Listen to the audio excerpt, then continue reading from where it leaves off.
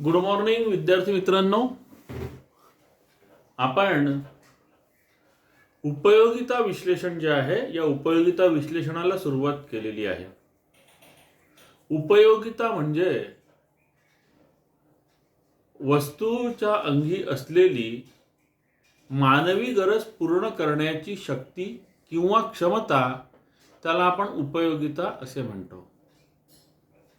मग ते पाहिल्यानंतर आपण उपयोगितेची जी विविध वैशिष्ट्ये आहे त्या विविध वैशिष्ट्यांचा आपण विचार केला आणि त्यामध्ये आपण पाहिलं होतं की उपयोगिता ही व्यक्तिनिष्ठ संकल्पना आहे.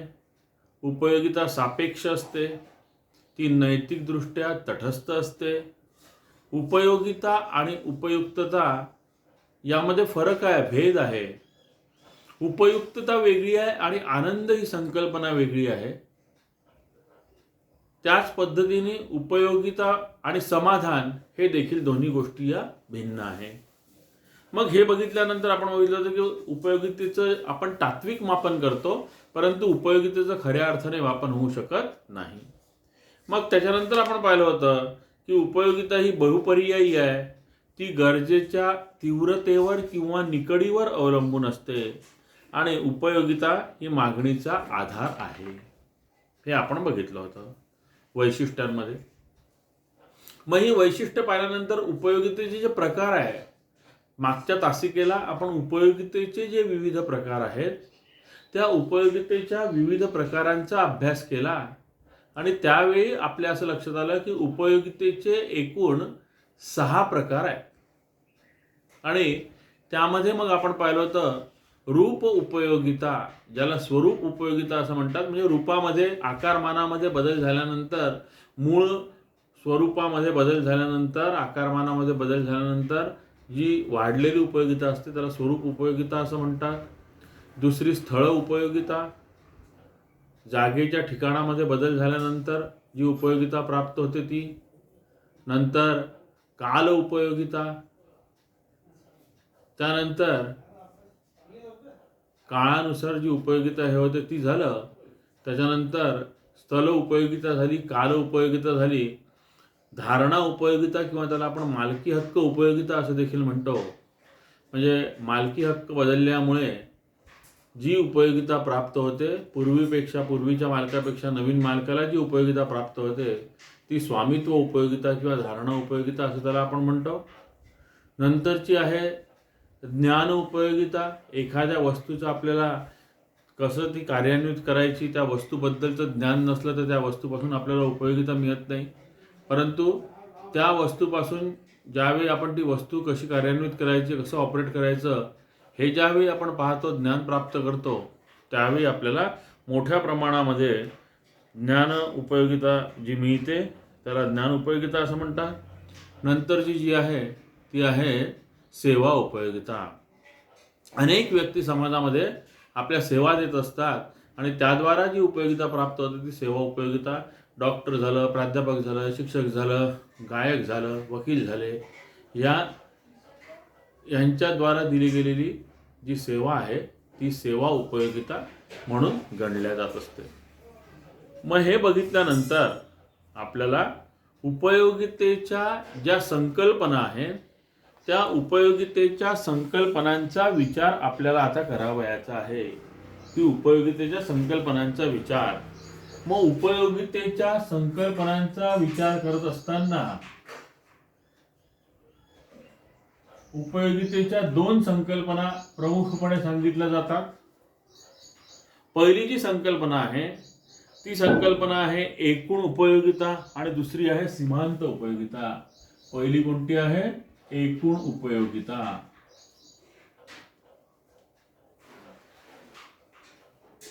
याला टोटल युटिलिटी असं म्हणतात. Total utility. आणि दुसरी जी आहे ती आहे सीमांत उपयोगिता.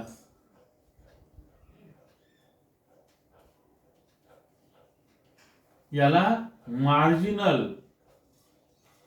मार्जिनल युटिलिटी असं म्हटलं जात असतं. मग ह्या ज्या 2 महत्त्वाच्या संकल्पना आहेत या संकल्पना अत्यंत उपयोगितेच्या बाबतीमध्ये खूप महत्त्वाच्या आहेत असं सांगितलं जातं आणि आपण पाहतो की त्या आज आपल्याला या तासिकेमध्ये दोन्ही संकल्पनांचा अभ्यास, त्यांचा परस्परांशी असलेला जो संबंध आहे तो आपल्याला बघावायचा आहे. मग पहिले पाहू आपण एकूण उपयोगिता. एकूण उपयोगिता म्हणजे काय?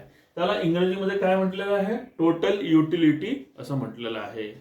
आपण उपभोगासाठी आणलेल्या वस्तूचे जे नग आहेत, सर्व नग, उपभोगासाठी आणलेल्या वस्तूचे जे सर्व नग आहेत, तर त्यापासून आपणास काही ना काही प्रत्येकापासून उपयोगिता मिळालेली असते.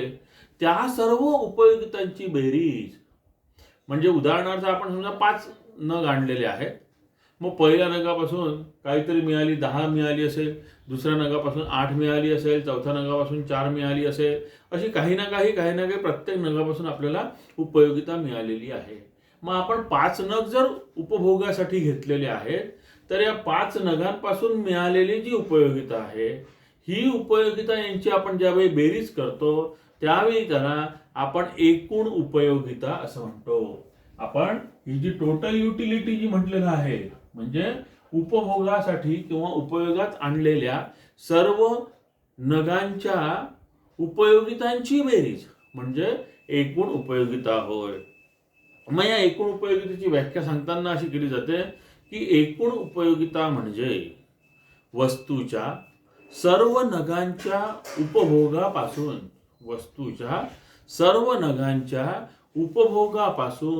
उपभोक्त्याला प्राप्त होणाऱ्या एकत्रित उपयोगितांची बेरीज.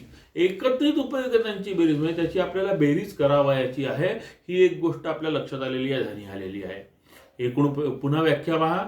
एकूण उपयोगिता म्हणजे वस्तूच्या सर्व नगांच्या उपभोगापासून उपभोक्त्याला प्राप्त होणाऱ्या एकत्रित उपभोक्त्याला जे प्राप्त झालेले आहे, तर ही एकूण किंवा एकत्रित उपयोगितांची बेरीज म्हणजे एकूण उपयोगिता होय. तसेच महत्वाची गोष्ट यामध्ये अशी आहे की सलगपणे उपभोग घेतलेल्या, सलगपणे म्हणजे लगातार एका मागोमाग एक अशा उपभोग घेतलेल्या वस्तूंच्या सर्व नगांपासून मिळालेली एकूण उपयोगिता असते. ही एकूण उपयोगिता कशी असते? मात्र लगातार त्याचं सेवन केलं पाहिजे. पहिला नग पाण्याचा संपल्यावर दुसरा पेला, नंतर तिसरा पेला, असा लगातार गेला पाहिजे. त्यामध्ये खंड पडता कामा नये. मग म्हणून म्हटलेलं आहे की ही सलगपणे उपभोग घेतलेल्या वस्तूंच्या सर्व नगापासून मिळालेली एकूण उपयोगिता असते. सोप्या शब्दात आपण असंही म्हणतो की वस्तूच्या सीमांत उपयोगितांची बेरीज म्हणजे एकूण उपयोगिता. अगदी सोप्या शब्दात जर व्याख्या बघायची असेल तर वस्तूच्या सीमांत उपयोगितांची बेरीज म्हणजे एकूण उपयोगिता होय. म्हणजे आता एकूण उपयोगिता म्हणजे काय तुमच्या लक्षात आलं की समजा उदाहरणार्थ आपण पाहू की आपण 5 पोळ्या खाल्लेल्या आहे. पहिल्या पोळीपासून 10 नग उपयोगिता मिळाली, 10 मात्रा उपयोगिता मिळाली. दुसऱ्या पोळीपासून 8 मात्रा मिळाली. तिसऱ्या पोळीपासून 6 मात्रा मिळाली. चौथ्या पोळीपासून 4 मात्रा मिळाली. अशी आपल्याला मिळालेली आहे. मग आपल्याला ज्यावेळी एकूण उपयोगिता काढायची आहे त्यावेळी 10 + 8 + 6 + 4 + 2 अशी पूर्ण बेरीज ज्यावेळी करतो त्यावेळी मग ती जी एकूण बेरीज येईल त्याला आपण एकूण उपयोगिता असं म्हणतो आहे. ही म्हणजे म्हणूनच आपण म्हटलं की एकूण उपयोगिता म्हणजे काय, तर सीमांत उपयोगितांची बेरीज, त्याला आपण एकूण उपयोगिता असं म्हणतो. दुसरी जी संकल्पना आहे ती आहे सीमांत उपयोगिता. कारण आत्ताच म्हणताना काय म्हटलेलं आहे मी, एकूण उपयोगिता म्हणजे सीमांत उपयोगितांची बेरीज. एकूण उपयोगिता म्हणजे सीमांत उपयोगितांची बेरीज. मग आता सीमांत उपयोगिता म्हणजे काय हे पाहावं लागेल. सीमांत उपयोगितेला आपण इंग्रजीमध्ये मार्जिनल युटिलिटी असं म्हणतो. काय म्हणतो आहे? मार्जिनल युटिलिटी असं म्हणतो.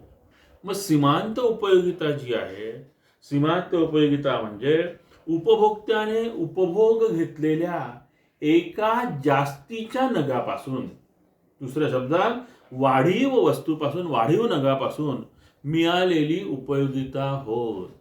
एका अधिक नग घेतल्यामुळे एक अधिक नग घेतल्यामुळे किंवा एका वाढीव नगापासून वस्तूपासून मिळालेली जी उपयोगिता आहे त्याला आपण सीमांत उपयोगिता असं म्हणतो. सीमांत उपयोगिता म्हणजे काय? तर सीमांत उपयोगिता म्हणजे उपभोक्त्याद्वारे उपभोग घेतलेल्या वाढीव नगांपासून मिळालेली उपयोगिता होय. किंवा दुसऱ्या शब्दात आपण असं सांगू शकतो की सीमांत उपयोगिता जी आहे ही सीमांत उपयोगिता, दुसऱ्या शब्दामध्ये आपण ह्याही प्रकारे सांगू शकतो, सीमांत उपयोगिता जी आहे तर ती सीमांत उपयोगिता उपभोग घेतलेल्या वाढीव नगांपासून एकूण उपयोगितेत पडणारी भर होय. आता उदाहरणार्थ तुम्हाला सांगतो, आपण समजा पहिली पोळी खाल्ली होती, 10 एवढी आपल्याला उपयोगिता मिळाली. दुसरी पोळी खाल्ली त्याच्यापासून 8 मिळाली. तिसरी पोळी खाल्ली 6 मिळाली. म्हणजे 10, 18 आणि 18, 6, 24. मग आता काय झालं, दुसरी पोळी खाल्ल्यानंतर ही एकूण उपयोगिता आहे, ही एकूण उपयोगिता आहे, ही सीमांत उपयोगिता आहे आणि हा नग आहे पोळीचा. मग पहिल्यापासून 10 मिळाली, दुसऱ्यापासून काय झालेलं एकूण उपयोगिता 18 झाली. म्हणजे 18 मायनस 10 कितीची भर पडलेली आहे? 8 ची भर पडलेली आहे. म्हणून सीमांत उपयोगिता किती निघाली? 8 निघाली. तिसरा जर आपण पाहिलं तर तिसरा नग घेतल्यानंतर एकूण उपयोगिता किती झालेली आहे? 24 झालेली आहे. म्हणजे 18, 6, 24. मग तिसऱ्याची सीमांत उपयोगिता किती आहे? 6 आहे असं आपण सांगू शकतो. म्हणजेच वस्तूचा एक नग अधिक घेतला किंवा वस्तूचा एक नग कमी घेतला तर एकूण उपयोगितेत जी निव्वळ वाढ किंवा घट होते तिला सीमांत उपयोगिता असं म्हणतात. आणि अगदी सोप्या शब्दात जर सांगायचं असेल, जसं आपण पाहिलं सोप्या शब्दामध्ये की एकूण उपयोगिता म्हणजे सीमांत उपयोगितांची बेरीज, त्याचप्रमाणे सोप्या शब्दात जर आपल्याला सांगायचं असेल की सीमांत उपयोगिता म्हणजे काय, तर सोप्या शब्दात आपण असंही लक्षात ठेवू शकतो की वस्तूच्या शेवटच्या नगापासून मिळालेली उपयोगिता, वस्तूच्या शेवटच्या नगापासून जी आपल्याला उपयोगिता प्राप्त होते तर त्याला आपण सीमांत उपयोगिता असं म्हणतो. मग हे झाल्यानंतर आपल्याला एकूण उपयोगिता आणि सीमांत उपयोगिता जी आहे तर यातील संबंध पाहायचा आहे. एकूण उपयोगिता व सीमांत उपयोगितेतील संबंध आपल्याला पाहायचा आहे. मग याच्यासाठी आपण एक चार्ट करणार आहे. याच्यासाठी आपण काय करणार आहे? याच्यासाठी आपण चार्ट तयार करूया.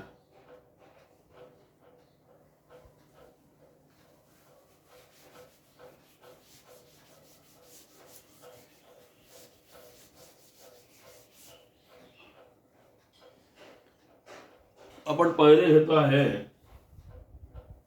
वस्तूचे नग. थोडक्यात आपण इथे जर समजा पोळी घेतली तर पोळीचे नग, नंतर एकूण उपयोगिता,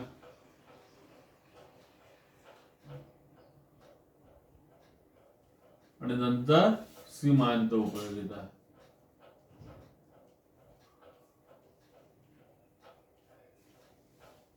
आपण पहिला नग घेतला पोळीचा, दुसरा, तिसरा, चौथा, 5वा आणि 6वा, 6 नग घेतले आपण पोळीचे.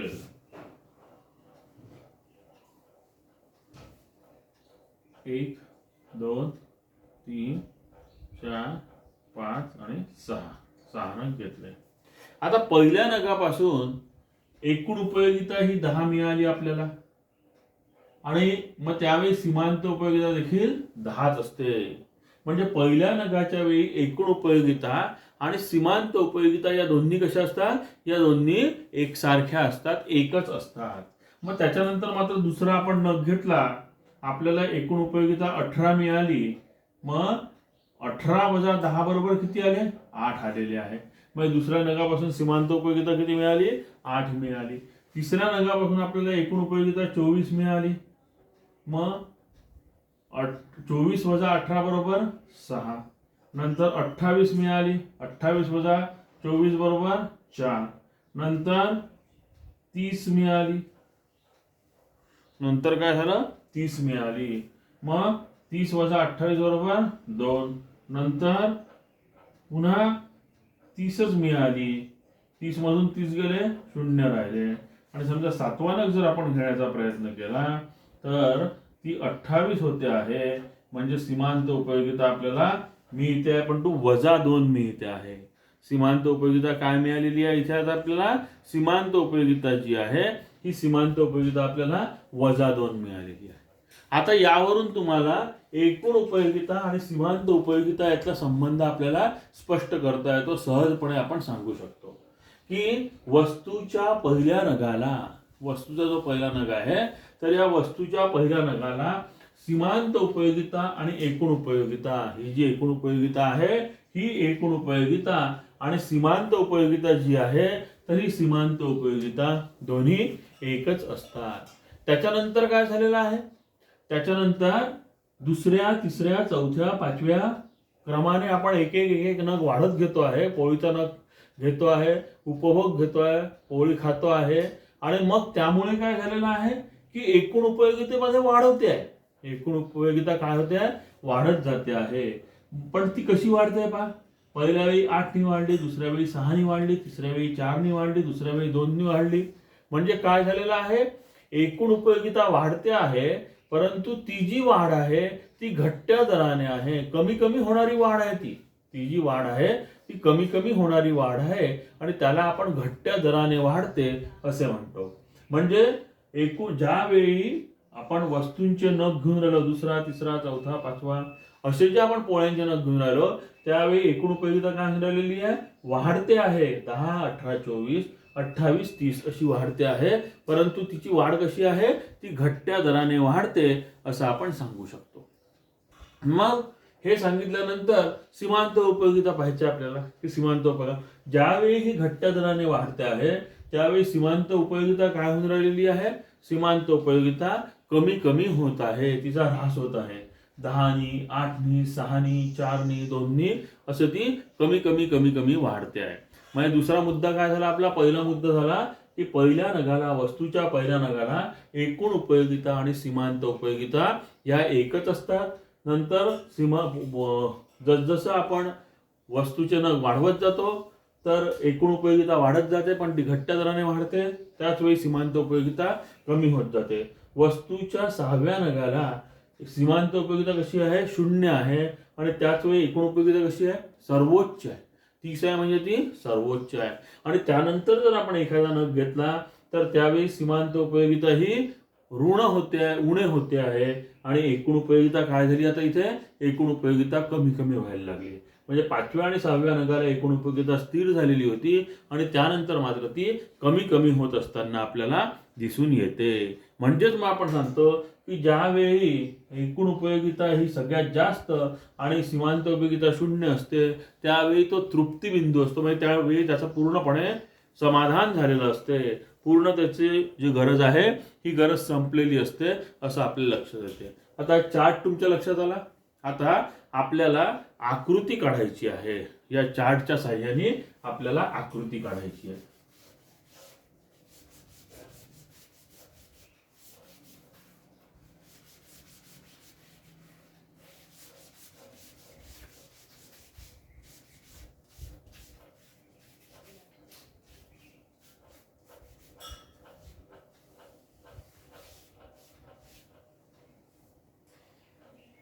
पहा आकृती कशी काढायची तर आकृतीमध्ये हा उभा जो असतो याला वाय किंवा य अक्ष असं म्हणतात आणि आडवा जो असतो तर त्याला आपण क्ष अक्ष असं म्हणतो किंवा क्ष आस असं म्हणतो. हा इथे आरंभ बिंदू म्हणजे इथे 0 किंमत असते, याला अ म्हटलं जाते किंवा याला 0 इथे किंमत असते. मग आपण अक्ष जो आहे इथे वस्तूचे नग घेतो, पोळीचे नग घेतो आणि या ठिकाणी काय आहे? या ठिकाणी उपयोगिता असते. मग ती सीमांत आणि एकूण दोन्ही आपल्याला दाखवायची आहे. पण आता वस्तूचे नग किती आहे? 7 घेतले आहे आपण. 1, 2, 3, 4, 5, 6, 7 आहे की नाही? आणि माझा तो चार्ट पहा, त्याच्यामध्ये काय झालेला आहे? चार्ट मध्ये आपण पाहूया की 2, 4, 6, 8, 10, 12, 14, 16, 18, 20, 22, 24, 26,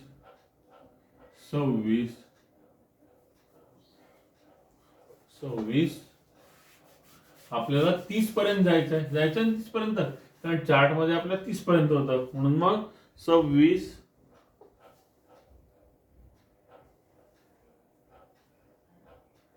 28, 30 आणि 32 समजा 32 पर्यंत गेलो आपण. आता सगळ्यात पहिले आपल्याला काय करायचं आहे, सगळ्यात पहिले आपण सीमांत उपयोगिता काढून घेऊ, सीमांत उपयोगिता वक्र काढून घेऊ. पहा, वस्तूच्या पहिल्या नगाला सीमांत उपयोगिता किती होती, 10 होती, 10 है ना, ही 10 होती. नंतर वस्तूच्या दुसऱ्या नगाला सीमांत उपयोगिता किती होती, 8 होती. वस्तूच्या तिसऱ्या नगाला सीमांत उपयोगिता किती होती, 6 होती. वस्तूच्या चौथ्या नगाला सीमांत उपयोगिता किती होती, 4 होती. वस्तूच्या पाचव्या नगाला सीमांत उपयोगिता 2 होती. 6व्या नगाला 0 होती आणि 7व्या नगाला -2 होती. आता तुम्ही म्हणाल -2 कुठे, तर शून्याच्या खाली -2, -4, -6 असं असते, म्हणून मग या इथे आपण हे काढलं. मग आता काय करू आपण, की या ठिकाणी आपण हे जोडून घेऊ बिंदू सगळे.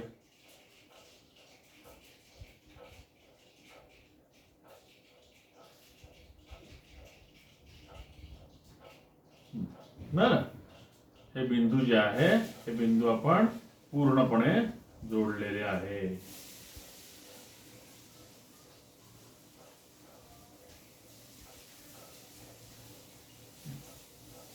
ठीक आहे, म्हणजे हा झाला आपला सीमांत वक्र.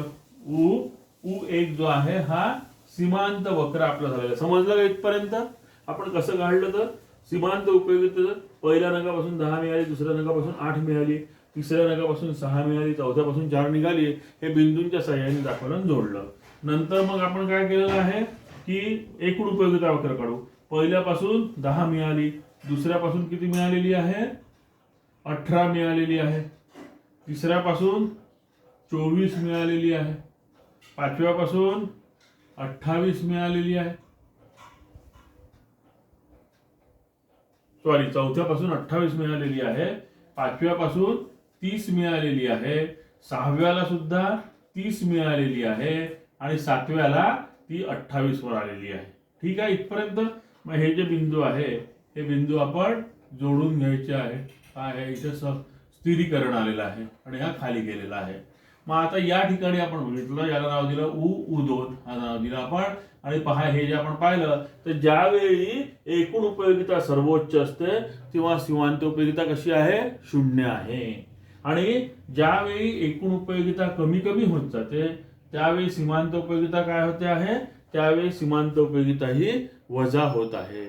मग आता तेच सांगतो आपण, पहिल्या नगाला दोन्ही सारख्याच आहे, नंतर उपयोगिता एकूण वाढत आहे परंतु ती घट्ट दराने वाढते आहे. सीमांत उपयोगिता कमी कमी होत आहे. वस्तूच्या 6व्या नगाला सीमांत उपयोगिता 0 आहे, त्यावेळी एकूण उपयोगिता सर्वोच्च आहे. आणि नंतर वस्तूचा एक नग आपण जास्तीचा घेतला तर त्यावेळी एकूण उपयोगिता कमी होते, 30 वरून ती 28 वर झालेली आहे. आणि त्याच वेळी सीमांत उपयोगिता जी आहे ही सीमांत उपयोगिता आपल्याला ऋण झालेली, उणे झालेली दिसून येते. अशा प्रकारे आपण एकूण उपयोगिता आणि सीमांत उपयोगिता जी आहे तर यामधला आपण संबंध जो आहे हा संबंध स्पष्ट करत असतो किंवा सांगू शकत असतो. मग हे अत्यंत महत्त्वाचं असं आहे, लक्ष द्या जरा याच्याकडे. आणि हे झाल्यानंतर आपण आता पुढच्या पिरियडपासून जो आपल्या घट्ट्या सीमांत उपयोगितेचा सिद्धांत आहे, अत्यंत महत्त्वाचा सिद्धांत आहे, हा सिद्धांत आपण पाहणार आहे. याचे जवळपास आपल्याला 3 ते 4 पिरियड्स लागणार आहेत. तर ह्याचा सगळ्यांनी या सीमांत उपयोगिता आणि एकूण उपयोगिता याचा आणि त्याचा जो सहसंबंध आहे तर त्याचा प्रत्येकाने अभ्यास करा.